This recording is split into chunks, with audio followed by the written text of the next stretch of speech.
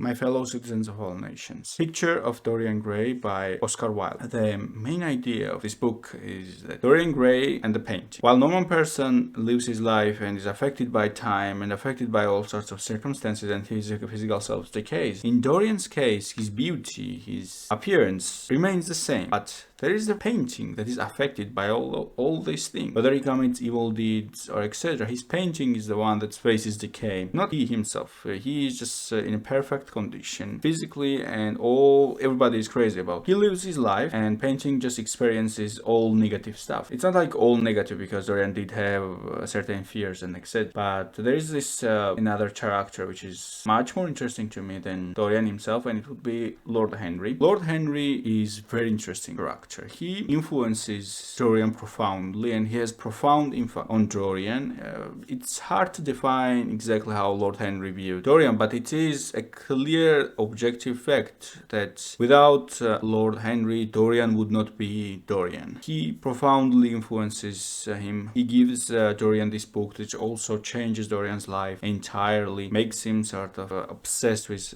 physical pleasure and satisfaction. Lord Henry himself, he is very amused by Dorian. For Lord Henry, Dorian is this plaything, very interesting toy that he can use. He has all sorts of very different views. He, for example, doesn't believe in love, considers love to be just an illusion. He considers religion to be just a substitute for belief. He does not like to define himself, because people ask him, like, how would you define yourself? And he's like, I don't define myself. To define is to limit. And it just sort of expresses his character and attitude. He has a wife, but he doesn't necessarily care about his wife at all. In fact, he himself states that I would gladly get rid of her if I did not fear that somebody else would pick her up. This very twisted way of interpreting things. For example, let's say Dorian loves Sibyl Vane. Sibyl is Dorian's first obsession for Lord Henry, or at least that's how Lord Henry interprets it. It's Dorian's first obsession, and Sibyl is a very beautiful young lady. But of course, I don't think that's how Lord Henry viewed her. But let's, for the sake of this argument, let's say this: that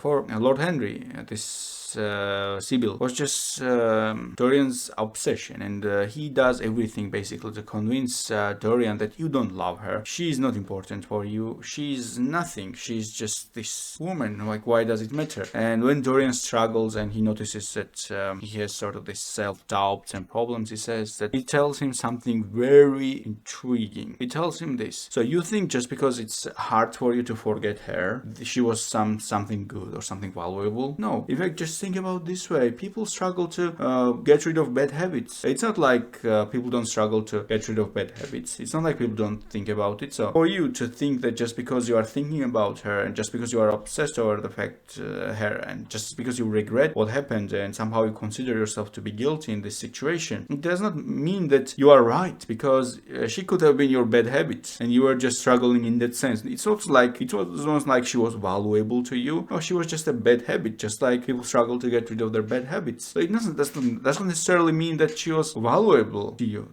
Do you see how manipulative this is? And also, it's true, people indeed struggle to get rid of their bad habits, and it's incredibly challenging to get rid of sort of bad habits and etc. That's also true, but the way he twists it and just use it to advance his ideas in unnecessary sense is very intriguing. I think he's much more interesting than Dorian himself, at least to me. He was much more interesting, genuinely much more interesting. Everything he said was far more interesting and far more intriguing than Dorian's entire life. I think he was the character that moved the book and really sort of attached me to this story. The second character that I paid attention to was James Vane. So who's James? So just in case, just to explain. So Sibyl Vane had a brother, James Vane, and Sibyl commits suicide because, according to Dorian, Sibyl humiliated him when she acted badly. She was an actor, basically. He invites Dorian, his friend, and she acted badly. Her acting just was very bad. So Dorian simply breaks up with her, and she just either commits suicide or just dies. But there is certain involvement of Dorian, but he's not really wasn't really responsible for that, in that sense that he did not wanted her to die. He just wanted to break up with her on that moment, on that absurd reason. And it, by the way, shows how narcissistic character Dorian really is, and how Lord Henry, instead of like preventing that narcissism, just pushes it all the way. For Lord Henry, it doesn't matter. It's just entertainment. It's very amusing for Lord Henry. And so James Vane is Sybil's brother, and I think a lot of people would sympathize with James as well, because James was a very poor boy, just like his sister, basically. Both of them from a poor family. They had this mother, and she basically gave birth to these two children in a wedlock. James learns about it, and he has to sail, but he says something very interesting. The whole situation about Sybil's and Dorian's love is bizarre story. It's entirely bizarre, but it's not that unlikely story. It's very common thing even in real life and in general. It's not so uncommon, but it's just a bizarre story. Just like, for example, Romeo and Juliet would be. It's a bizarre story in many ways, but I'm not going to really go that deeply about it. It really shows that from a James standpoint, he really loves his sister, and he explains that, okay, let's say we are sons of this, we are born this way, okay, this is what you are, but at least make sure that you take care of her. Do everything in your power to take care of her. Because I promise you, and this is what he tells to his mother, mother, make sure that you take care of Sybil. She deserves everything. And I swear it by God, that if anything happens to her and somebody harm, I'm going to kill the guy that Sybil loves. Because for Sybil, Dorian was she was referring to Dorian as Prince Charming. And actually there were two princes in the entire story, if you've noticed it. There is only two princes in the entire story. The person that was really referred to as Prince. And that person, besides Dorian, was actually Lord Henry, while Dorian is referred to as Prince Charming by many. Lord Henry is referred as Prince Paradox because of his controversial ideas, the way he looks at the world. He doesn't believe in anything almost. He's a very interesting person. And the James basically said this statement that I'm going to kill that man. If he dares to harm Sybil, I'm going to basically kill him. And it was one of those moments when the mother, she was very proud of us. Her basically child, and after that the story advances basically, and you forget about James, but he suddenly appears behind Dorian in a certain chapter and puts a revolver, a gun, behind his head, and he's really about to kill Dorian, because again he considers Dorian to be responsible for Sybil's death. But Dorian's managed to trick him because of the way his appearance is. He says that I cannot be the one responsible for your sister because look, I'm so young. So basically James dies by accident, and it makes Dorian very happy because he was after him. There is also this cynical observation about how Sybil viewed how his her brother's life would turn out. She believes that, oh, James is going to sail away to these different places and some gold nuggets will fall in his hand and like going to end up rich and successful and etc. Very childish view. For Lord Henry, it was very important when he learns about Sybil's suicide to make sure that he protects Dorian. He convinces Dorian that it's not like you regret anything. She was just your bad habit. You did not love her. You are not responsible for her death. You are not responsible for anything that happened to her, etc. As we explained already, the Prince Paradox is in action. Story sort of reaches culmination when Dorian starts to become a murderer, and everywhere he goes, basically he transforms women into whores. So he is like sort of, they become this whore maker, if that can be considered anything sort of positive. He destroys people's lives, and he tricks basically young just women into loving him, but again he utterly destroys their life, and this is how he lives. Basically he lives this life of power, but Lord Henry remains with him through entire time. He never leaves his side. He always gives him support and help whenever he can, and it's not like Dorian also inherited a lot of wealth. So Howard was basically sort of I looked at the beginning of the story, I looked at Howard and Lord Henry as the devil and the angel, basically. Lord Henry being the devil, obviously, like Prince Paradox. Even the name suggests it. And I mean, Dorian sort of believes that if not for Lord Henry, his life would have been better. And if he listened to Howard's advice, his life would have been far more better. But again, he kills Howard because by the way, Howard is the only person that sees the portrait of Dorian Gray, and he's also horrified. If not that scene in the book, I would have thought that Dorian basically was imagining stuff, and it would be a very strong theory that basically nothing was wrong with the picture.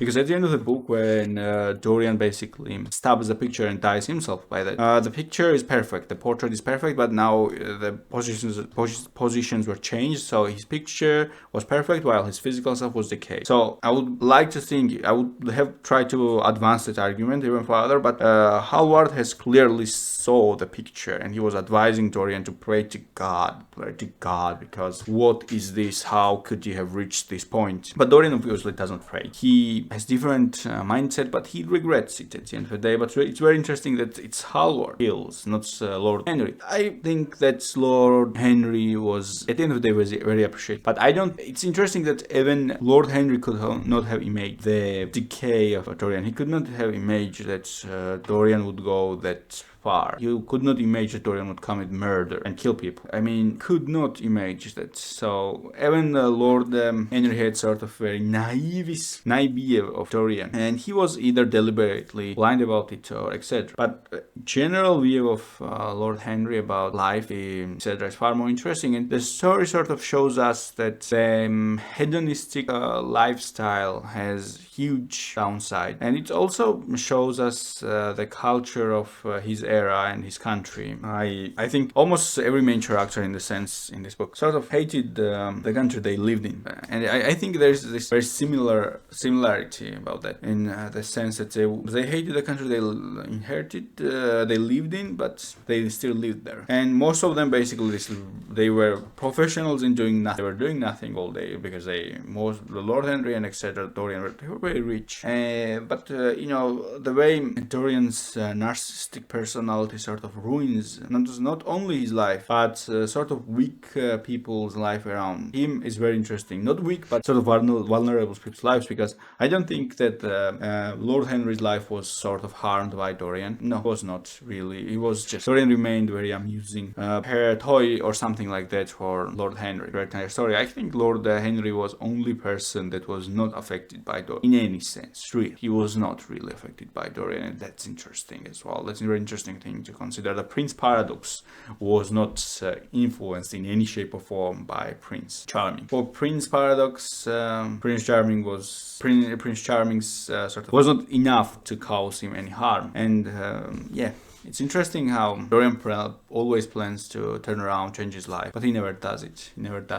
And he ends his life by stabbing the picture. And by stabbing the picture, he really killed in that sense, because he destroyed his spirit. And the final sort of shows that Dorian, at the end of the day, won somehow. He saved his spirit. That I don't think so. I think what Dorian really did at the end of the day is that he destroyed his narcissistic personality, and by that died himself. But I don't like to think that Dorian's soul was saved. The way Dorian lived his life in this physical pleasure again, being this homemaker, and women of all age, losing their minds over him. It's very interesting it's very interesting how he lives his life, but he's like he was never satisfied. You know, at the beginning of the story I mentioned that Dorian was not affected in any sense, and his picture was, but he was affected by fears, by this suffering. And at the end of the day, at the end of the story, his state of mind sort of becomes very mental, etc. Yeah, but at the end of the day, it's like very intriguing thing to think about, and